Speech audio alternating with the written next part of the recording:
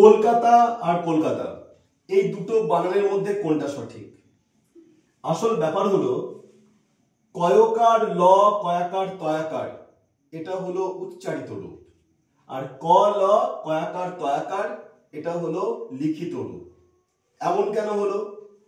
কারণ এই কলকাতা শব্দটার উৎপত্তি হয়েছে কলিকাতা থেকে। যেহেতু এই কলিকাতা শব্দে কয়ে ওকার নেই, তাই লিখিত রূপে কখনোই কয় ওকার হবে না। এরকম বেশ কয়েকটা শব্দ আছে, যেমন ধরো চলয়সি ব, চলিব থেকে চলব, বলিব থেকে বলবো। এখানেও দেখো বলিব থেকে বলবো, চলিব থেকে চলবো, কোথাও কিন্তু যেহেতু এখানে ওকার নেই সেহেতু এখানেও ওকার হয়নি। এবার তাহলে প্রশ্ন হতে পারে, তাহলে উচ্চারিত রূপে ওকারটা কিভাবে এলো? এটা জানতে গেলে আমাদেরকে এই কলিকাতা শব্দটাকে বর্ণ বিশ্লেষণ করতে হবে। কলিকাতা শব্দটা বর্ণ বিশ্লেষণ করলে কি কি পাবো?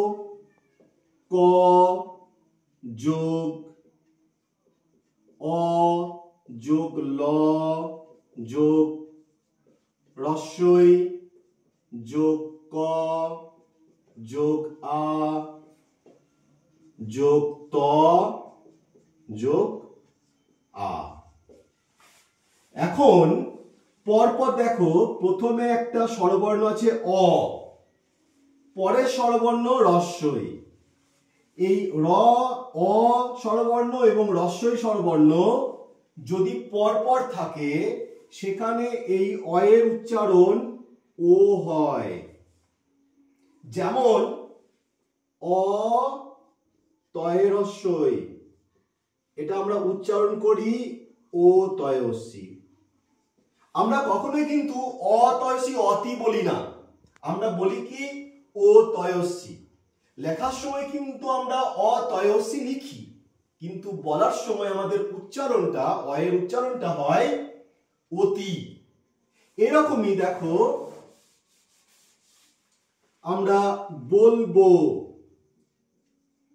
এই বলবো শব্দটাও দেখো যখন আমরা উচ্চারণ করছি তখন এই বয়ে একটা ওকার নিহিত আছে। আমরা যখন বলবো এমন উচ্চারণ করি না, আমরা চলব উচ্চারণ করি কেমন? চলবো, কখনোই চলবো বলি না। আবার এরকম শব্দ আছে করব, আমরা উচ্চারণ করি কি? করব, কয়কার চলে আসে একটা, কখনোই কিন্তু করব বলি না। ঠিক এই কারণেই আমরা লিখিত রূপ হিসাবে এইটাকেই মেনে নেব, ক ল কয়াকার তয়াকার। আর পশ্চিমবঙ্গের যে বানান বিধি, একাডেমির যে বানান বিধি, ওনারাও এই ক ল কয়াকার তয়াকার এই বানানটাকে লিখিত রূপ হিসেবে স্বীকৃতি দিয়েছেন।